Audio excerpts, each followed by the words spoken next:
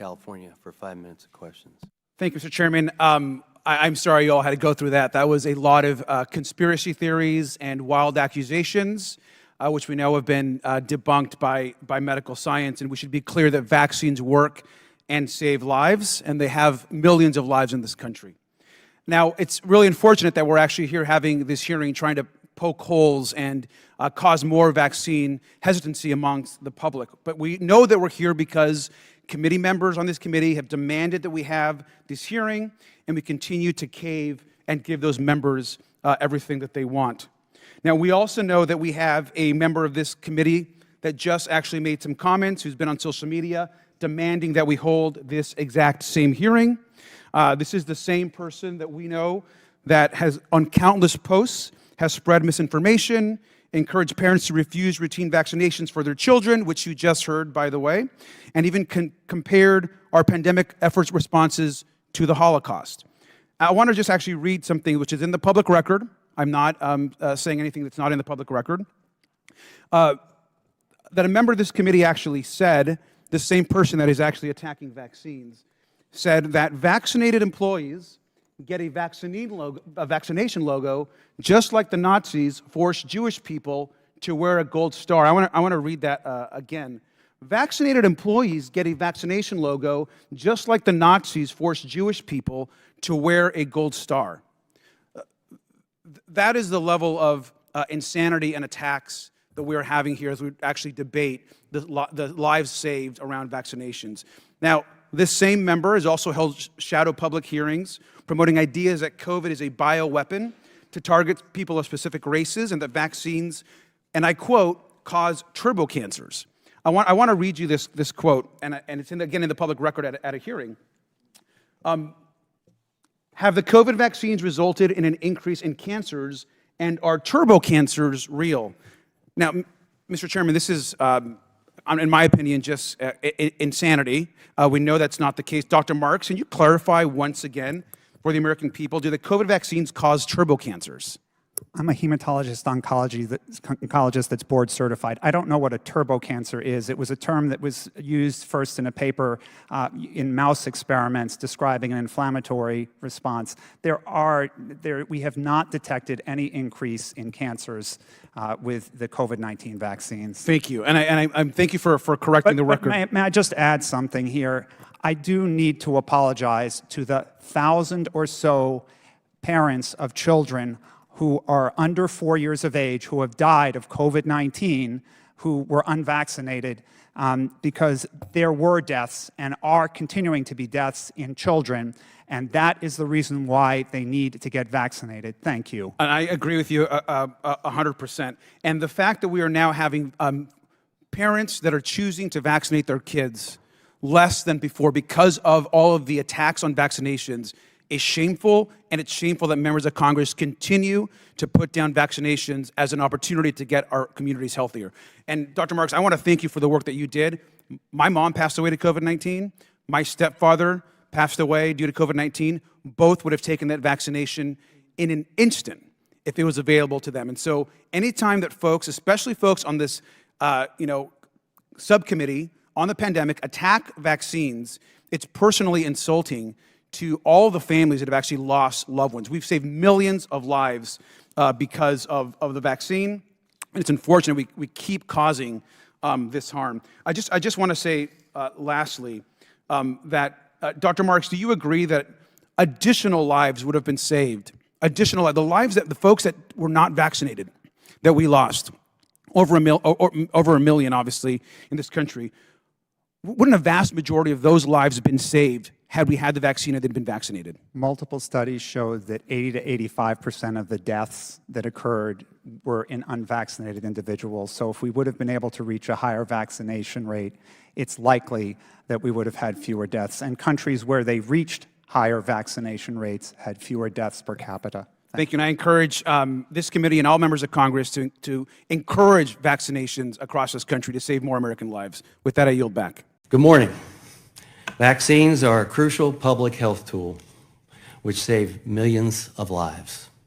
As a physician myself, I've administered many doses of vaccines, especially COVID-19 vaccines. In 2020, I even volunteered to participate in the Moderna vaccine trials. Having this hearing is not an anti-vax hearing, and I am not anti-vax. I shouldn't even have to say that.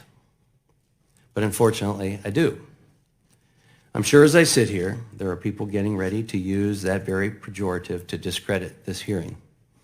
Unfortunately, in an era of sound bites and news cycle whiplash, it seems there is little time for nuanced conversation about these topics. Today, I hope we can have that nuanced conversation about process.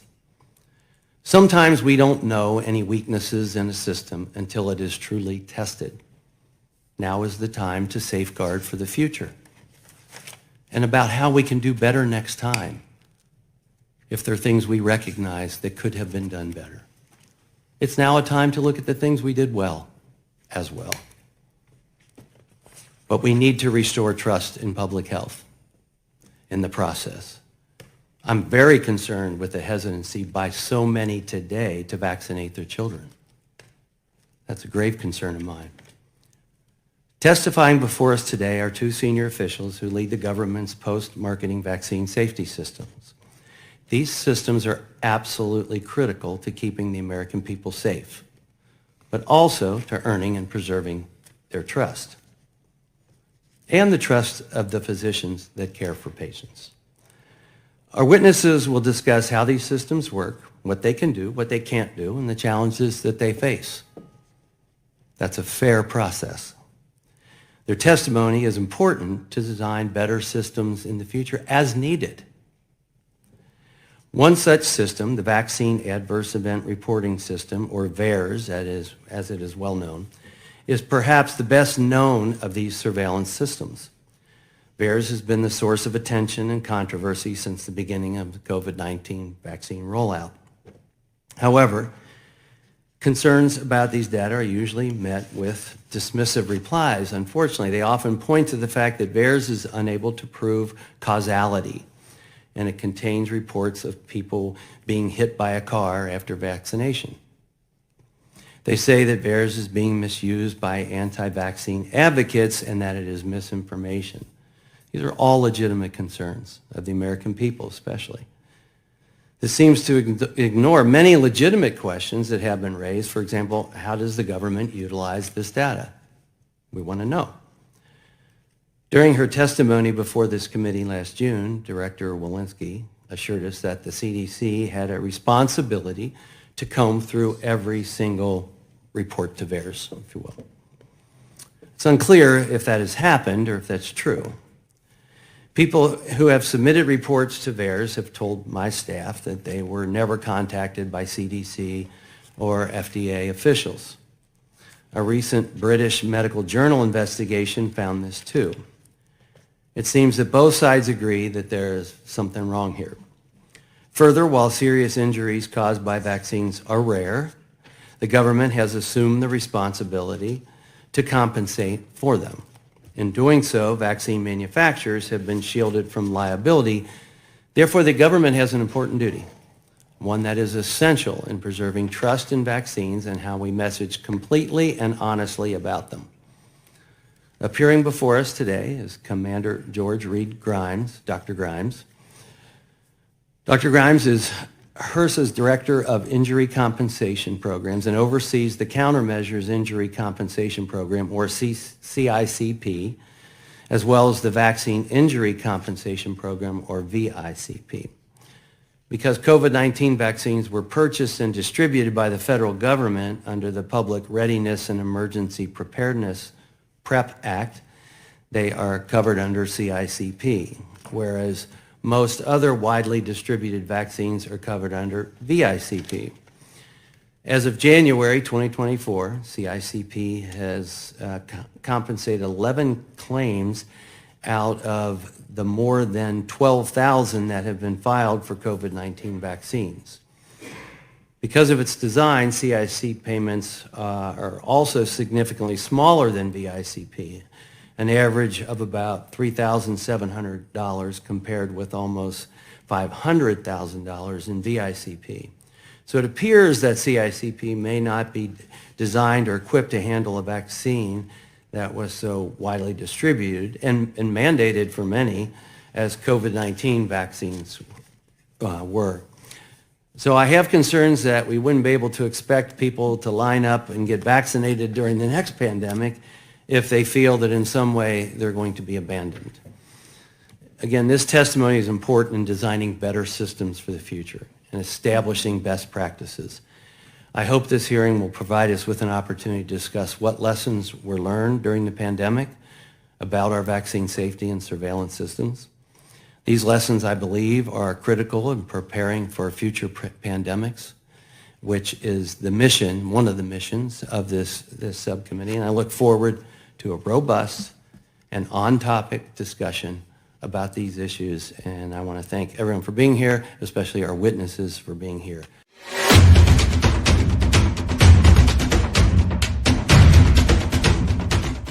You could list a lot of reasons why I would never go into politics.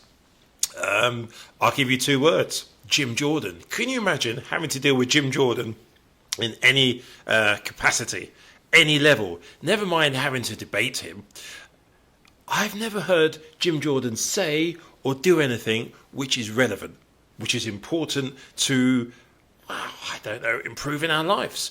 All you ever hear Jim Jordan do is make sure he's going to say something that at some stage he can run to Fox News and then gesticulate about it.